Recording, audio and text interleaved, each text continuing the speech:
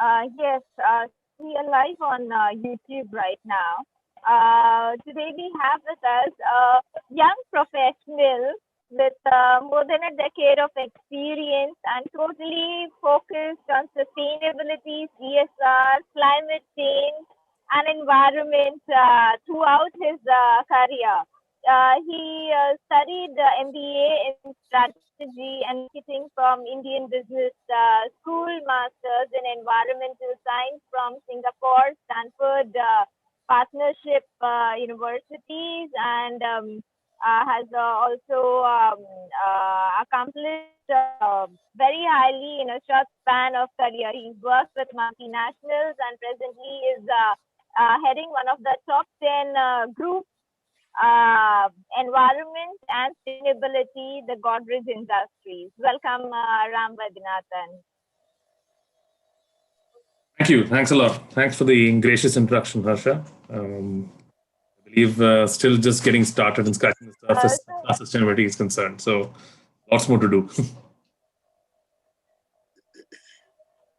No, you've accomplished a lot in a short span of time. So it will be great to learn about your journey from chemical engineer to heading the sustainability of one of the top 10 companies in India known for sustainability, the Godrej Group.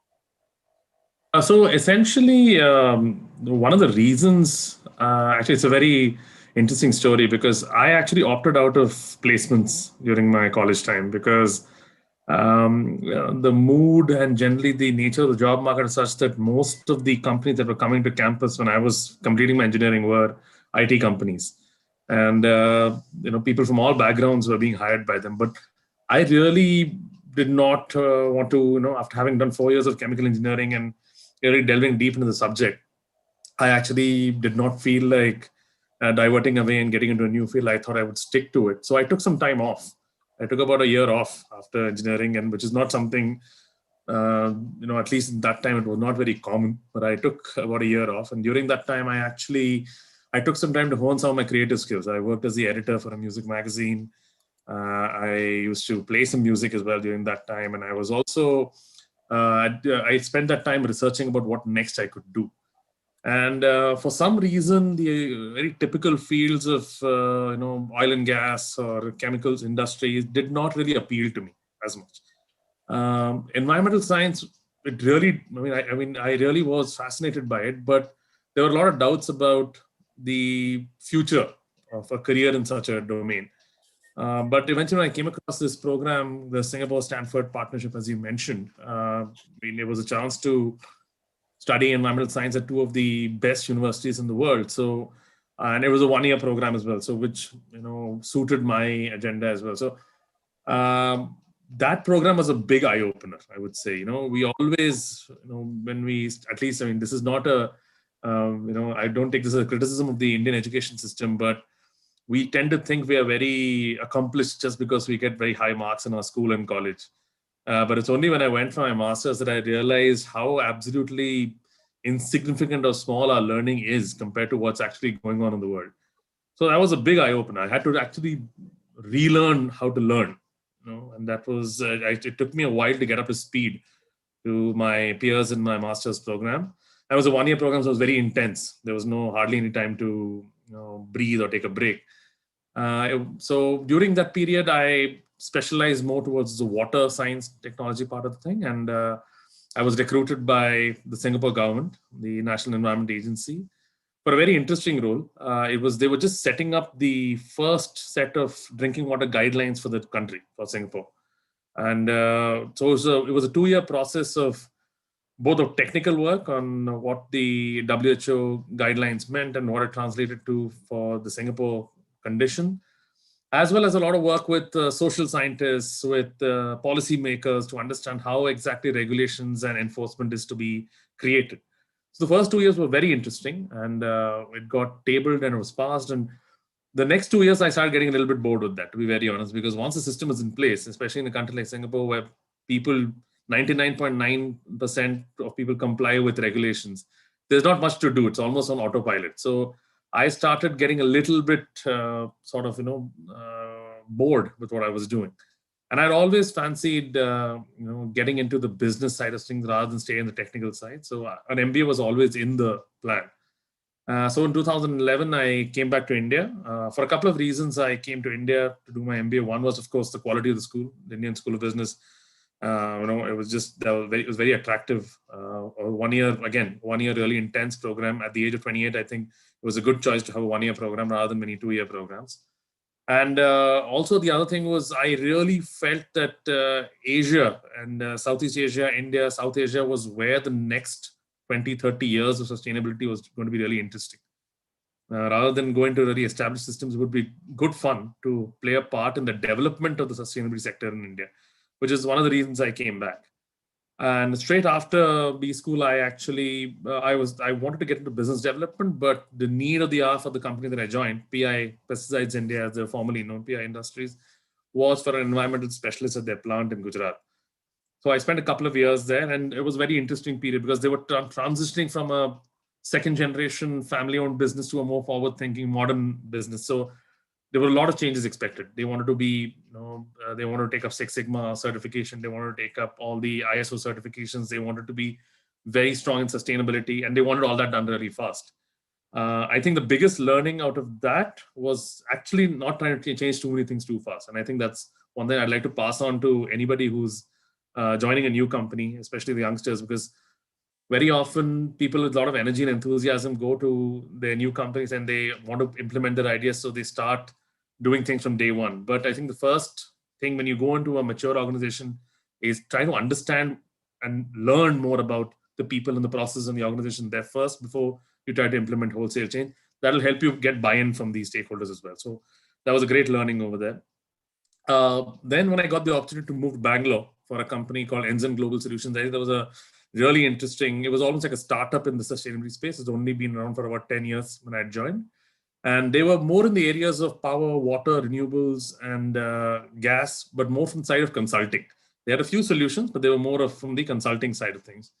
So I had the privilege of doing a really, really interesting project with the UK Power Networks. And so in London, we actually spent about a year working out their diesel generator cost optimization program. It was a fantastic, again, lots of learnings. Another important learning there was, how to deal with people, because that was the first time I had handled a project where I had to deal with everyone from a CXO down to the contractor on the ground. So it's very interesting learnings about how to communicate at various levels of the organization. So when I came back, Ensign had acquired quite a few companies. They had expanded inorganically, and one of the companies that acquired was a small wind turbine manufacturing company. And so I was asked to head that unit. It was basically rechristened as WISH, which was Wind Solar Hybrid Solutions. So moving from a wind turbine product company to more of a microgrid or an integrated renewable energy solutions company. So to see that over that transition and to almost turn around like a unit, but a unit that did not have a strategy or a direction, but turning that around and then making them profitable. So I spent the first 3 or 4 years doing that. That was probably the toughest assignment, because it was when you work at a smaller company, at a startup with limited resources, you need to be really agile. And again, if I had to go back to the same concept, one single big learning from that is when you're in a leadership position, try not to do everything yourself. It's really important to build a great team around you and to delegate and to train and to really bring up that team. You can focus on yourself for a bit, but once you're in a leadership position, I would say you should spend about 50% of your time grooming your team and 50% of your time on strategic work, and leave the operations stuff to the team. If you hire a good team, your operations will take care of themselves. So that's when the opportunity from Godrej knocked on my door in 2019, and during the course of my interactions with their management as well as Mr. Nadegoj himself, I was absolutely floored by the commitment to sustainability that the company has. I mean, it's not just talk. I mean, they've been socially and environmentally responsible even before it became a buzzword. You can just see it in the mangroves in Bombay, for example, how well they've been maintained and how they've resisted converting that into some sort of commercial land, as well as, if you look at all the hospitals and the social charitable trusts and the employee welfare programs that Godrej has. And it was very interesting because they were hiring me essentially to chart the 2.0 journey for Godrej, because 2011 was when they formed their first good and green vision, which is social and environmental responsibility chart. They had a roadmap and targets, which was ending in 2020. So joining in 2019 end, my role was not so much to fulfill what had already been established. It was more about what's next beyond 2020. What is the next generation of sustainability for Godrej? So it's been a fantastic experience so far over there, and now I'm on the buying side of things. So in a way, the pressure is less than when you have to sell. So I reached back to a lot of my old colleagues who were selling renewable solutions with me, and now I'm trying to reach out to them, bring some of those solutions to market. So it's a very interesting space to be in, and it's a very ambitious group. And not just us. I mean, being being at Godrej, interacting with some of our peers, like your Tatas and Mahindras, you realize that there's a lot of work actually happening in sustainability, and a lot of commitment from the management of all of these places.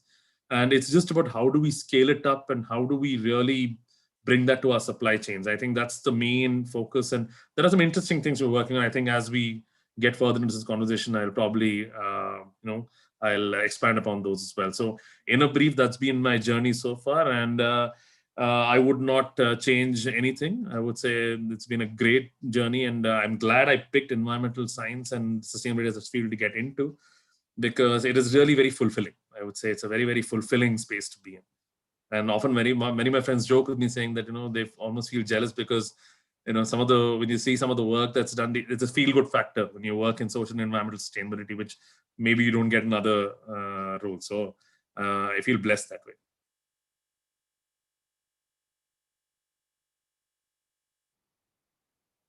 Wonderful. It's quite commendable with the journey and the phases that you have traversed. Now, in the times that we live in, we all talk about climate change and Paris Accord and all these terms. What do we really mean by climate change, and how is it important in the times that we live in? Actually, it's a very interesting point to bring in, because the big debate, at least in the Western world, from some of the climate skeptics, I would say, most of whom are not scientists, they're usually politicians, is that the distinction between climate change and man-made climate change. I think it's very clear to have that distinction, because climate has always changed. I mean, we are a rapidly cooling planet, and climate is bound to have changed through the centuries and millennia that even before we even occupied the human race occupied this planet. It's constantly been changing in terms of both the landmass, the oceans, the weather patterns, the temperatures have been changing.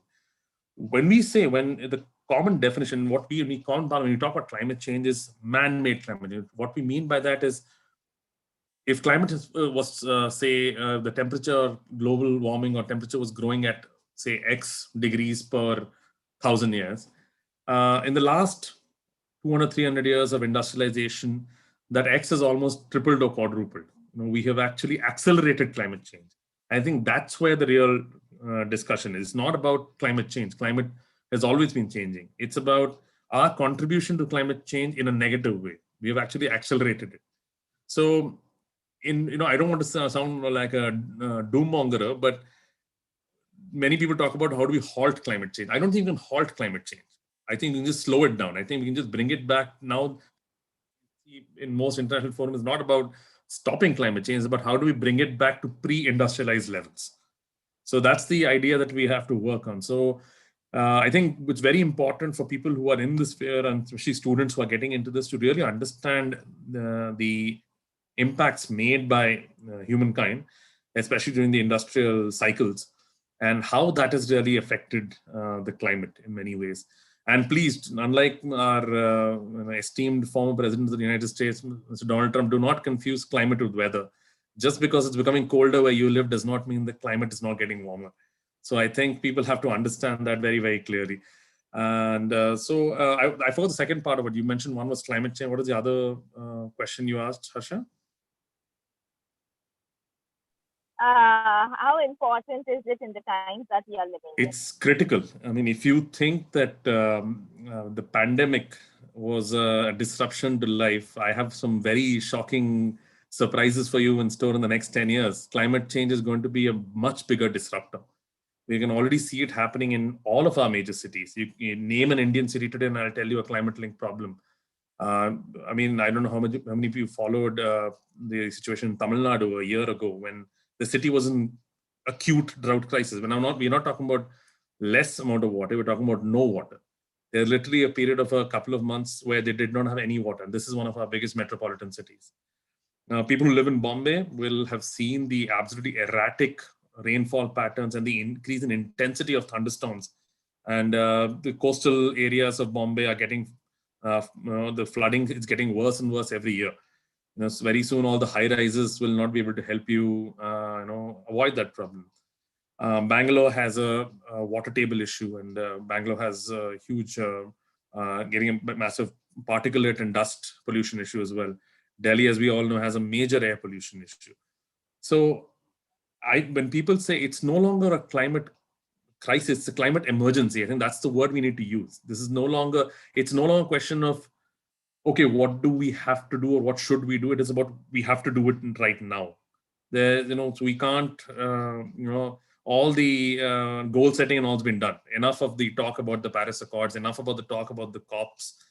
Now it's time for action. It's no longer time for us to get together in air-conditioned halls and debate about whether it should be 1.5 degrees or 2 degrees. I think it's time now to take decisive action.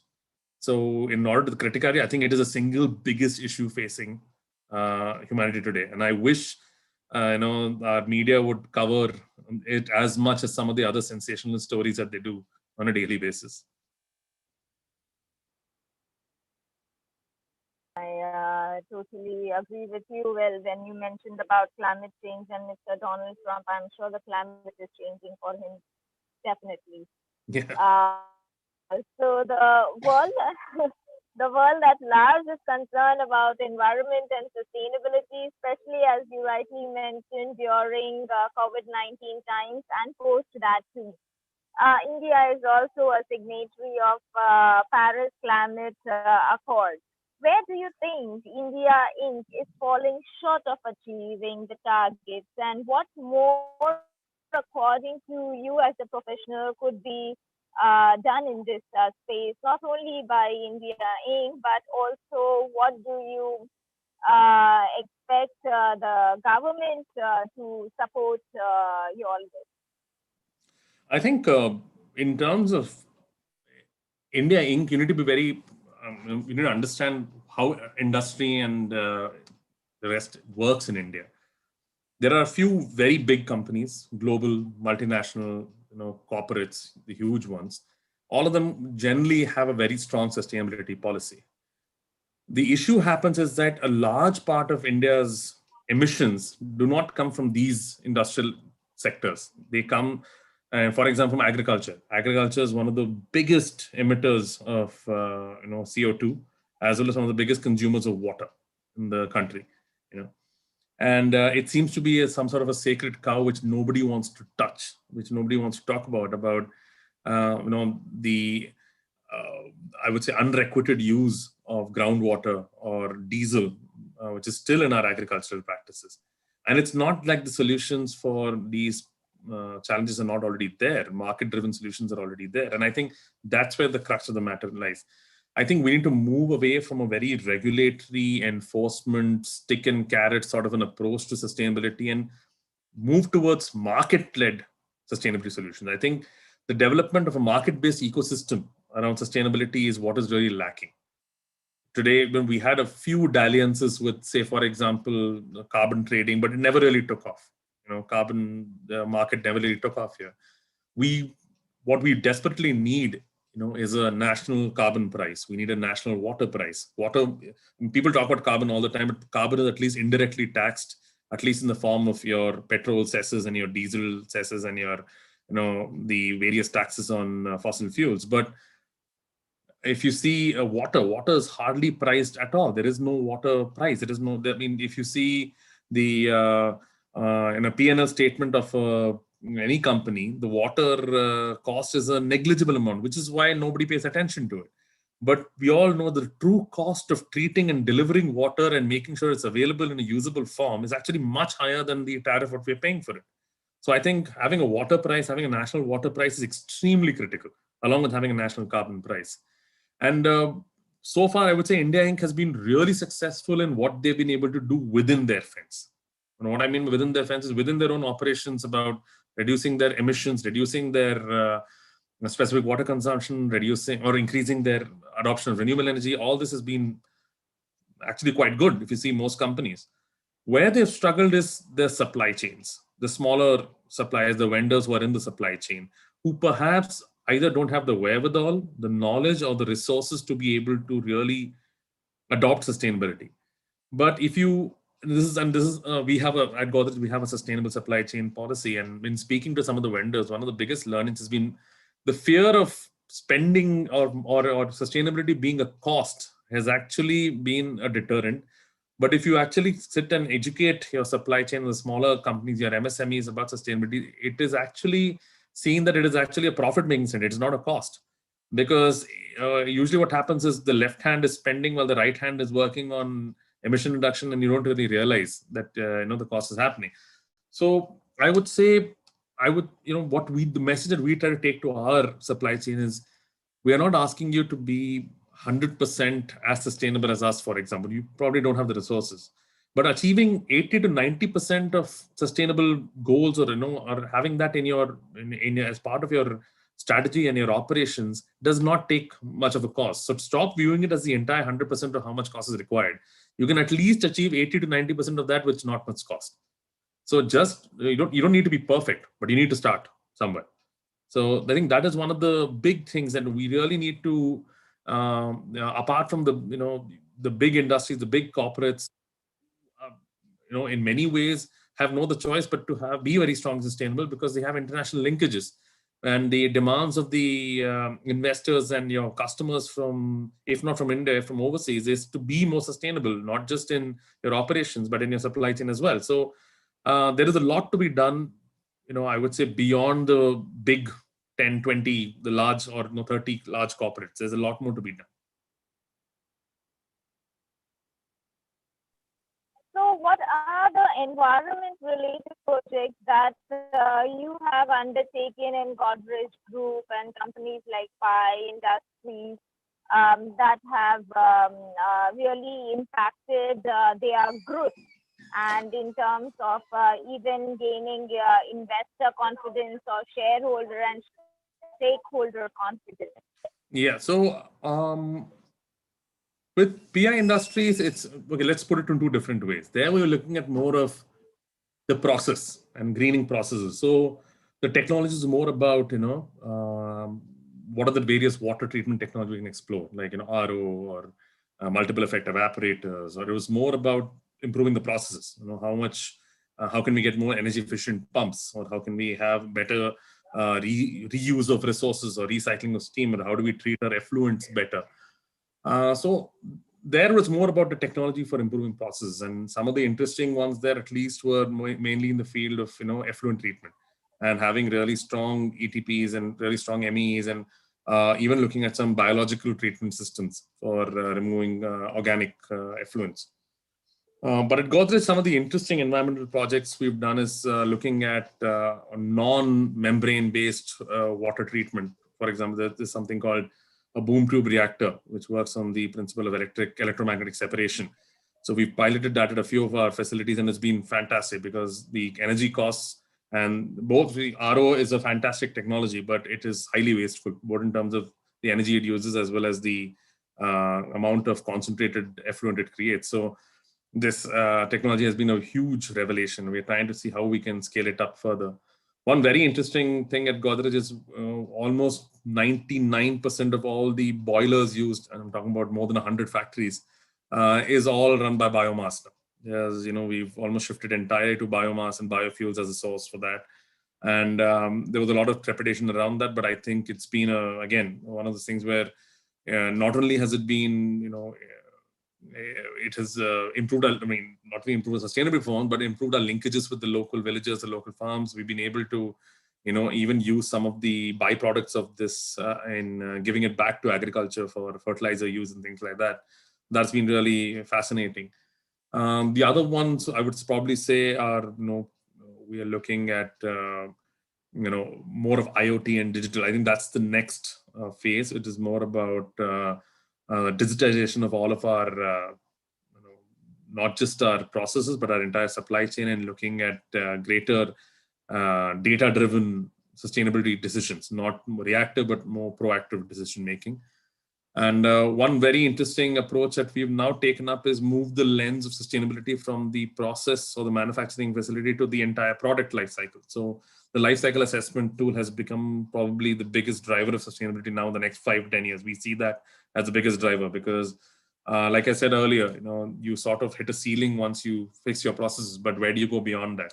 So we wanted to look at the product as an entire unit and look at the entire environmental impact of the product over its life cycle and see the places where we can have reductions, and which is actually thrown up on very interesting space for us, which is it often seems that for consumer products at least, the biggest contributor to say, or the biggest environmental footprint is from these products in their use phase by the customer. So, which is something historically that we have not been able to influence. So, one of the targets that we have is in the next 5 to 10 years, we want to have a proper plan for influencing sustainable consumption, which is working more with our consumers and seeing how we can create products that not only do we produce sustainably, but that they can consume sustainably as well. So this is one area that we are really focusing on going forward.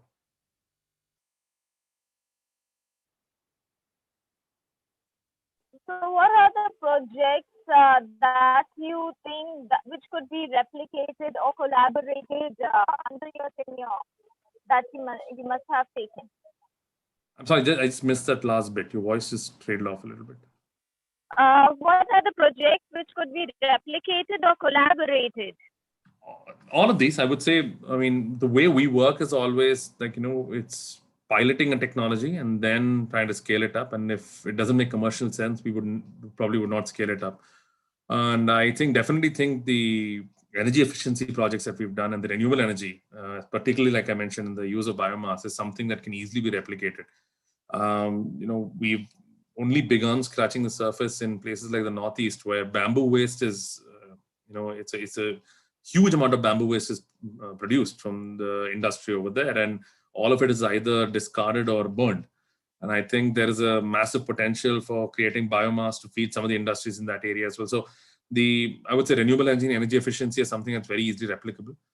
The tougher ones, I would say, where we require more collaboration, where I guess industry still needs to come up with a very good solution, is in the use of alternative materials for packaging. We try to incorporate as much recycled plastic. We have targets of incorporating about 10 to 20% of our plastics to be coming from recycled sources. But aside from that, it's very difficult to look at alternative materials to plastic right now, which are commercially viable. So I think that is some place where there still needs to be a lot of collaborative work done on how do we, in many cases, it's not really the technology, but it's more about how it can be scaled up to be more commercially viable. So maybe that is an area in which we can look at some more collaboration.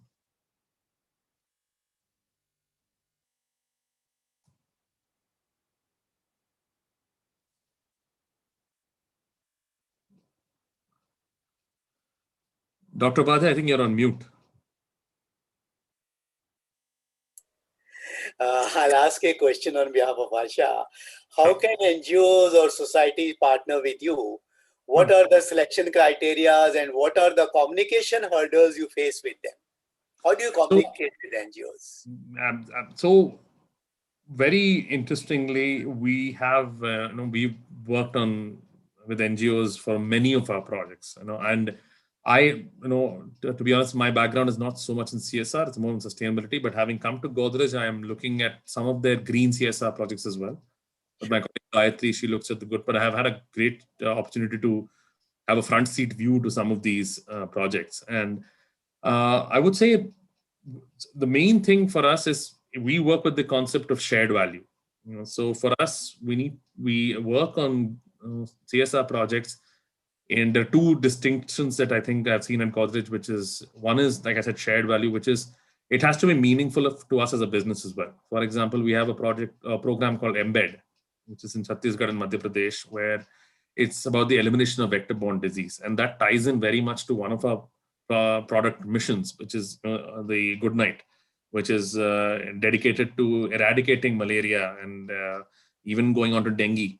So one is alignment with our own brands and our companies, the purpose, the what they are looking to achieve.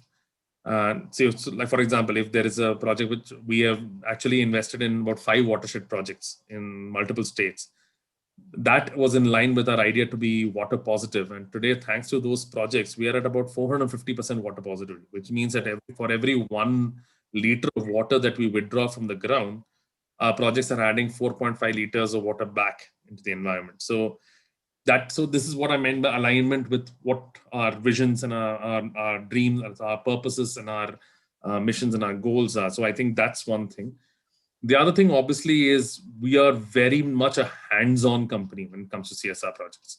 It's not about writing a check to an NGO and forgetting it. We are very involved in every stage of it, including utilizations.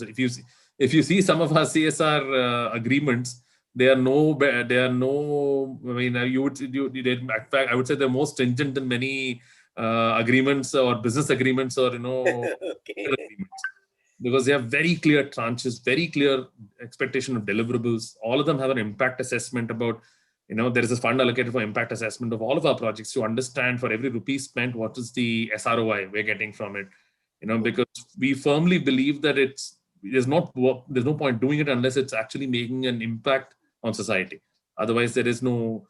And I must tell you this one example at least of this watershed that I visited, Bangalore, uh, Okay. in this place called Magadi, where it was very difficult terrain and very barren land. But with the help of some very good partners or technical experts in the areas of watersheds, we have actually increased the cultivable land there by 5x. And the water table has been recharged. All the water that used to go as runoff or evaporation is now stored in wells and catchments. And the average farmer's livelihood has gone up from 150 rupees a day to about 35 to 40,000 rupees a month. So it has been when you go meet the people there, and the main thing is we always, why I mentioned hands-on is because all of these projects have to be sustaining after a while. They have to, it cannot be dependent on permanent infusions of money coming in again and again, because the money may be here, may not be there tomorrow. But what these sort of projects have done is they've basically put the gears in motion. And, when you show people that you are investing in their future, they grab it with both their hands and they really drive it. So if you see how the farmers here have organized and they've really, taken this forward and driven this and, made their own mandis and models and all these things, it's fantastic. So I think that is one very important thing. It's very important when you come and do a project with us, you have a clear idea of what is the deliverable, how you're going to achieve it. It has to be very, very meticulous, I would say. Very nice. Apart from that, we have a very detailed checklist of what goes into how we select our partners. But I would say we are not biased towards experience or size of the NGO, or that doesn't matter to us. What matters is, you have a fairly good track record. I mean, in terms of, you must have demonstrated good work in some small way. Doesn't matter if it's a 1 lakh rupee project or a 1 crore. That doesn't really matter to us. But we need to see strong, culture, strong ethos, ethics. And just because it's an NGO does not mean it has to be run like, haphazardly. It has to be structured. There needs to be leaders there, and it needs to be aligned with our purpose. And that's about it. I don't think it's much more complicated than that. Excellent. So wonderful, sir. Thank you, Dr. Upadhyay, for asking the question. Thank you. I have one question. So, International Institute for Corporate Sustainability and Responsibility is a dedicated research, development, training institution for building responsible business leaders in CSR and sustainability. What kind of courses do you foresee as undertaking, and what kind of research projects do you foresee us to take up for the professionals today and for the professionals who will come in future? That's a very good question. I think one very interesting area which not many people have really touched upon is the entire regulatory ecosystem or the legal aspects of the CSR in India. Because here, and if you guys must be very well aware of it, there's a new amendment to the CSR rules that have just come in maybe a month or so ago, which have had a big effect or big impact on future CSR spends for companies and how they're done. So I think one really interesting course that you could probably offer is the actual understanding of the legalities of CSR in India and what exactly means, because many times the non-compliance does not happen because of willful malice from the company or the vendors are doing it. It's just simply that they don't understand or can't interpret the laws as they were supposed to be intended. So I think that's an area which is, it requires a lot of specialized understanding of the regulations. It requires a lot of understanding of use cases. It requires an understanding of interpretation. So I think that's one area definitely. The other I would say is in understanding social impact. I still think it's a very, very understood field here, because unlike the impact on carbon or water, which is measurable through tools and technologies, social impact and learning how to even prepare good questionnaires for doing social impact assessments, learning how to do a good social impact assessment, I think from what I've seen of a lot of the partners, it's good, but it can be a lot better. I think if you see some of the best in class global, like if you see the UN, or the WHO questionnaires and the way the way they interact with the people on the ground to get really the understanding of the impact of their programs, I think that is something that needs to be really built up here, I would say, in terms of a skill set. Another thing I would say is definitely forward thinking, looking at sustainable consumption and what it means, sustainable supply chains, more than the processes. That is one area where we can really focus on. And perhaps the last would be in the area of the economics of sustainability. And there's not much understanding of when people ask you, for example, you can almost any sustainability professional or a young professional coming out of college will be able to talk to you about technologies. They'll be able to talk to you about, they'll be able to quote you all the SDGs, or what does a 5% increase in emissions mean in terms of kilograms of carbon, all these things they can mention. But not many people are able to translate that into economics. For example, if there is a particular climate risk that a company faces, what does that mean in terms of financial outcomes? What does that mean? I mean, if there is a drought, if drought is a risk for a particular business, what does that mean in terms of financial outcomes? And what opportunities are there for that? So I think in general, sustainability is a sphere where the financing or the economics of it has not really been explored. So I think that's maybe one area where you could look at, starting with something as simple as developing, like I said earlier, how do you develop a carbon price? How do you develop a water price?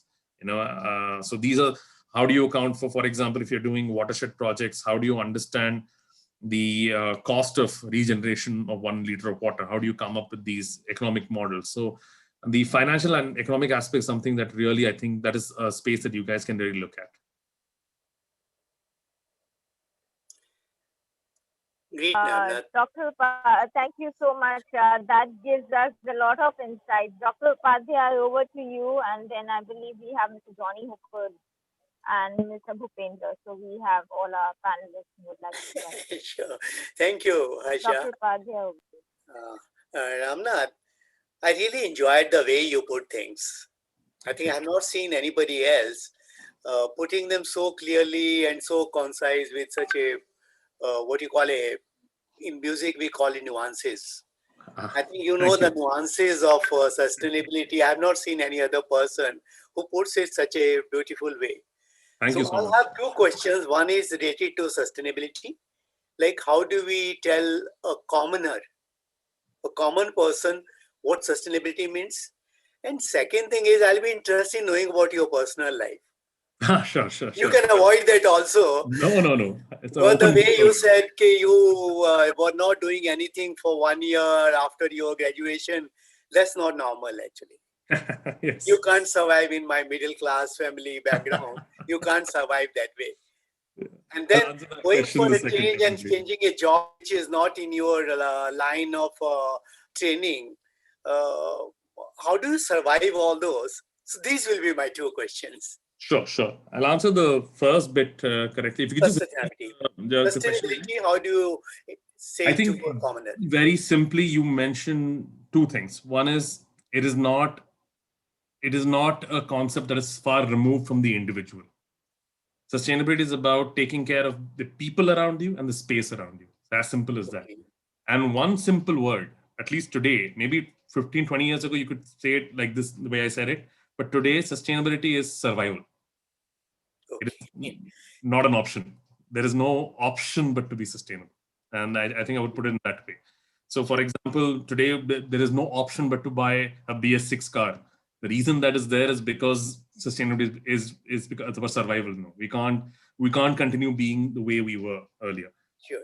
And to be very honest, the common man understands it. I think the biggest issue that most people have is they don't see the impact that they as an individual can make on the overall scheme of things, which is why I mentioned at Godrej, the next 5 years, we are now looking at the sustainable consumption angle.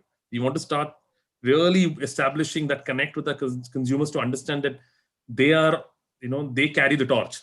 It's, a lot of it is to do with the way they consume. And we will try and create the greenest and the most socially and environmentally sustainable products for them. But we need their help in making sure they are utilized in the right way and that they're disposed in the right way, that they recycle. So we want to make the customer feel a valued part of this entire value chain. One example of that is purely in one of our business, which is the properties business. I mean, you can build the greenest platinum certificated building, on the planet. But if somebody leaves the air conditioner on there for 24 hours, it doesn't matter what green building you build. So Yeah. there's only so much you can do from the business side of things, but we need to be able to influence our customers. And with regard to the second point, I think that's a very interesting question you mentioned, because firstly, I would definitely say I could not have done that without two very, very understanding parents who basically, they trusted me to do the right thing. Even when I said, look, I don't want to rush into things. I want to take some time to analyze what I want to do. They did give me their opinions and their thoughts, but at the end, they trusted me as an adult to make my own decisions. I think that was a it was a big. I mean, I would not have been able to take such bold steps without that kind of comfort or that kind of confidence that they showed. But yeah, I've always believed. For me, I have lived life by one simple principle, which is basically anything that anything worth doing is worth overdoing. So. Uh, it sounds simple, but really it's about finding things that you're passionate in and doing it really well. It's really as simple as that. Even today, I keep telling people that, your work side of you is only one part of you. Never ever and it's a very Indian thing to happen where you define yourself by your work. I don't think your work alone should define who you are. I think there's an entire world beyond your work which defines the way you are with people, what you give back to society, how you interact with your family, your friends, your interest in the arts. And I think one again, I keep coming back to the Indian education system, but there is an issue with an increased this extreme push towards just STEM, and very very technology and science driven, but without the pathos or the humanity led values that you can get only by studying literature, the arts. So I think it's very very important for us to have our kids be exposed to arts and to philosophy as much as we expose them to science, because science and technology is meaningless without the context of humanity. So I would say that has been one really helpful thing in my personal life, where I don't genuinely, I try to read as much as I can. I try to interact. And enjoy your life. Don't just get cooped up in your little work thing. Have interests outside of life. Develop a good social life, and that you will see your professional life also improve. Okay. Very nice. Wonderful. Thank you so much. In the best interest of time, may I take the questions together? Johnny, would you like to switch on your camera and ask your question? And Bhupendra ji, I would request the same to you. Okay. Hi, I'm Johnny. So let me introduce myself first. I've done B in IT from Mumbai University, after which I have done MBA in Finance, KJ Somaya. I have got 14 years of experience in corporate, wherein I am taking care of financial planning, analysis, reporting, and budgeting. Now, recently I have thought we have worked for the corporate, okay, fine, but we want to work for the corporate, but at the same time, we want to create an impact for the society, and we want, so the first thing comes is the NGO and all. Okay, so now recently I was going through the CSR regulations, as Mr. Ram said. There are a lot of changes in specifically in January. So my specific question would be, looking at the professionals like me, who are having 14 years of experience in different sector, finance and all, and without having any much knowledge about ESG or CSR, what are the prospects? And if yes, then at what level they can get the job, and what trades or what courses they should do so that they can get into the field of the uh, ESG and CSR, who can create an impact for the society. Yeah. So, what I would say is that unlike many technical, programs like engineering or science and this thing, the principles of ESG are fairly simple to understand. So it's not, while I would say definitely if you don't have any experience in ESG or any technical, you must do that on the side because there are some technicalities to it and some level of knowledge that you need to develop for the sector, mainly about, the technologies and the various, modalities of how targets have been set and why certain things are important.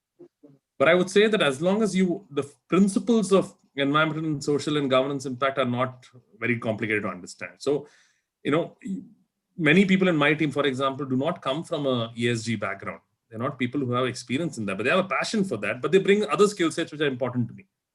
For example, I may hire a person who is fantastically who works very well with local communities. His strength may not be in understanding, what social impact means from a theoretical basis, but he understands how to interact with the community, how to do community projects, how to get buy-in from various stakeholders, and that's a skill that's not domain specific. So if you have the skills which are more broad based, but you know that you have a passion in the ESG side, you can always translate it to that. But yes, that's good to start off with. But the important thing is it's not necessarily about the courses you do, but when you're on the job in the ESG space, it's important to learn about the courses if you really want to accelerate in that sector. That's what I would say. But Ram sir, my thing is, anyways, when you apply for any job, so the CV, your CV gets shortlisted based on some filters. So we don't have Yeah. any filters related to ESG. So how should we then proceed? See, I can't comment too much on hiring practices of other companies because honestly, every company has a different hiring process. Not many companies work with the idea of a filter. I can certainly tell you Godrej does not. The entire hiring pattern is very different. It's not a pure machine-led thing where we look for keywords in a profile and then, shortlist, but that's not how it happens here. I do agree there are many companies who look specifically for this. And there I would say that's where, even doing, courses in such, like in SDG mapping or, what the sustainable development goals, you don't need to get too technical, but you need to have an understand what these principles mean, at least. And that is very critical. So I think if you're looking to get past those filters, then I would say if you go to the ISESR's website, some of the courses they've offered, in terms of the SDGs, what they mean and what is climate risk, what is climate opportunity. These are some of the things that, you can very quickly get a hold on if you really want to get a foothold, if you just want to get past that first step. But once you're past that first step, what is really going to help you land the job is if you have a real passion for that, and you can show your functional capabilities from other spheres that you can bring to this.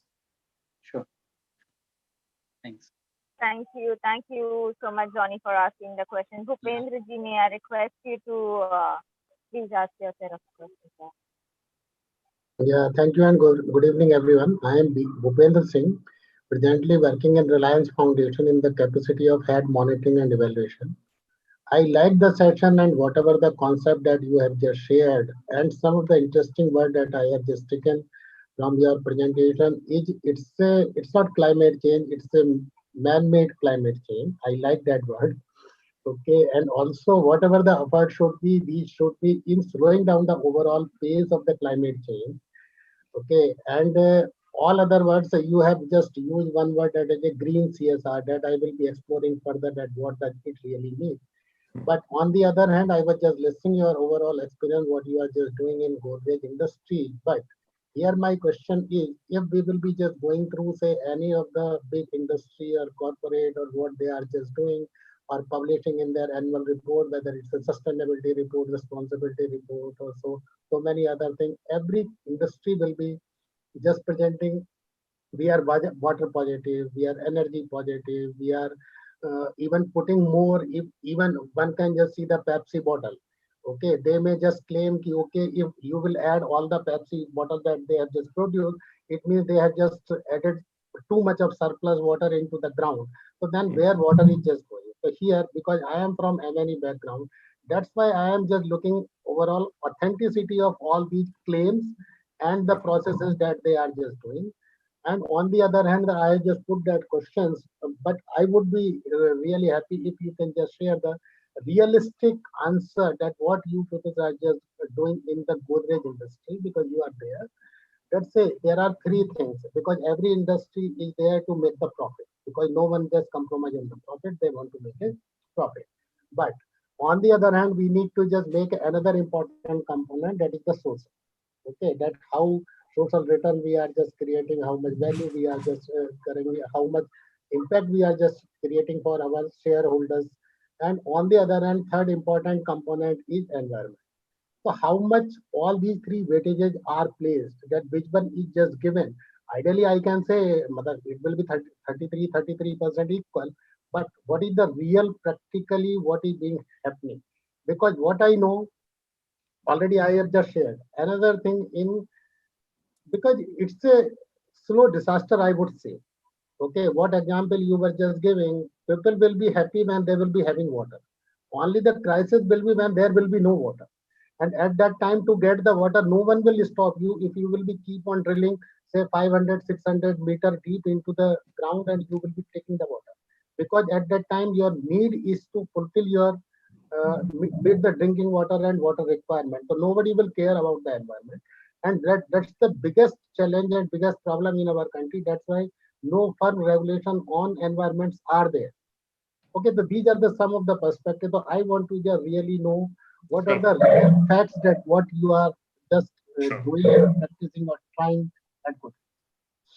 Sure. I think first, very important point that you mentioned about authenticity, and which is why it's really, really, really important, I would say, to to really sign up for transparency and public disclosures and third-party evaluated disclosures of your environmental performance. Like you said, it's no good for me saying that I am water positive. What really helps is that if I take, say, a disclosure like the CDP, which is the Carbon Disclosure Project, which is a global disclosure, it's an organization, it's an NGO working globally, mainly to certify companies on their performance on ESG parameters. And it's extremely meticulous. If you ever go through the CDP questionnaire, they ask you questions which may make you very uncomfortable as well. But we have taken a decision to be a part of that very, very transparent disclosure, both from carbon for about 10 years we've done, and water for the first time we did the water disclosure the last year. And I'll be very honest with you, the scores go up and down yearly basis. Some years we score well, some years we score low. But it's more important for us to know exactly where we are in terms of our environmental performance, rather than, like you said, lie to ourselves just saying you're doing well. Yeah. Which is very critical to have an external pair of eyes validate your performance. We have very deliberately signed up for even, so for example, there's the Climate Group's EP100 commitment, which is basically, it's a commitment to halve our specific energy by 2030. And this is not something that we can, you can say it and then just report the numbers later. These are actually audited year on year, by the Climate Group. These are results that are audited, and then the years in which we haven't met our targets, we are flagged, saying that, look, this year you missed it. Next year you need to make up and then do the additional work beyond that. So if you're really serious about sustainability, you will bare your soul for the world to see. It's not just making self-disclosures. It's about really, really being very vulnerable. Many companies I know, in the first steps, they don't want to take towards disclosures because they're worried about what the disclosures might tell them. The first step to being sustainable is to get rid of that worry. You have to start somewhere. Don't worry about where your score is in the first year that you disclose. Worry about getting the data together and having a system in place, because in many ways, it's better if you start off at a low grade, because that means you have a lot of opportunities to improve. The second point that you had mentioned about weightage between, again, I really don't see, environmental, sustainability being at odds with profit. If you look at most of the environmental parameters, which is judicious use of energy, judicious use of renewable energy, reduction in your specific energy, all of these actually have direct cost benefits. If I'm using lesser amount of energy for production of my products, I'm automatically getting a economic value out of it. Secondly, if you even in places where the ROI may be a little stretched, this is where the idea of a carbon and water price. I think you mentioned, you agreed with the point I made about water in the sense that, and you hit the nail on the head when you said water will go from being abundant to not being there at all. Unlike carbon, unlike fuel, which there is a yearly graph you can see of the price going up and down, that when a problem is coming. But water, because it's so poorly priced in this country, we don't realize the value of it, and it'll eventually end up becoming priceless. So then it doesn't matter how much profit you have, you won't be able to get water. Which is why I think a very important step is to have an internal carbon and water pricing, because at the end of the day, your production team may not understand or they may not have any idea of the cost that it takes to mitigate that carbon at the end of its life. But if I'm able to build that carbon price into the product life cycle itself, it helps you make greener decisions, and that actually translates to financial gain. And the other thing is purely, you don't even have to look that far. You ask any top company and ask their investors what they look for. Today, almost everybody, all investors are looking for strong ESG performance from their investments. It's not just profits. They also want to look at very, very strong ESG policies. So there's an organization called the World Business Council for Sustainable Development, of which we are part. They did a very interesting study that over the last 10 years, the companies that have had strong ESG principles and have worked really hard on environmental and social sustainability have actually outperformed from a financial perspective on the stock market the companies that do not have them. So there is a direct correlation actually between having strong ESG principles and being more profitable in the long run. If you are more energy efficient, if you're more water efficient in the way you produce today, you stand to be more profitable in the long run. So I don't see there being at odds. Like many people say, it's expensive to be sustainable, which is why we're not doing it. I don't think that's the case at all. If you look at the cost that you incur later on in mitigating that carbon and mitigating that water, or in de-risking that water, like for example, today, I may have abundant water at a particular facility, but I'm still going for zero liquid discharge and still trying to have complete recycling, because I know that the risk of water being a precious commodity in the next 5 to 10 years is high. So I'm investing in that right now, which will then translate to business benefits later. So I think if you just use some of these principles, I don't think they're at odds at all. I think it's very, and I agree with you, profits are important, which is why at Godrej, we don't pretend that, environment, social sustainability is antithetical to profits. We say people and planet with profit, not before profit, not after profit, but with profit.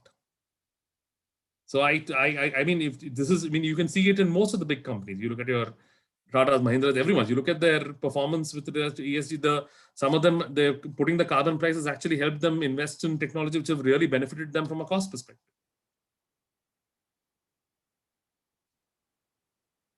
Okay, thanks. Thank you, Bhupendra sir, for asking the question. This is the only platform where the two largest groups are present, the Reliance Group and the Godrej Group, talking on environment and sustainability. I'm sure India has started the journey on a good foot in this new year. So thank you so much, Ram, for joining us. Any final words for all our viewers and for us as an institution? I basically would say keep up the good work, accelerate efforts. Again, come out of the theoretical space, get on the ground, work on the ground, talk to peers, keep the enthusiasm high. And while it may be extremely demoralizing to see, that the sustainability efforts have not really made as much of an impact as we expected it to, but it's people like you and me and this generation, next generation, who really have to push or accelerate it beyond that point in the curve where we start reversing the damage done already. So I would say and just never stop learning. Learning does not stop, did not begin with Godrej or IICSR. It did not end at any of these places. So keep learning. Great.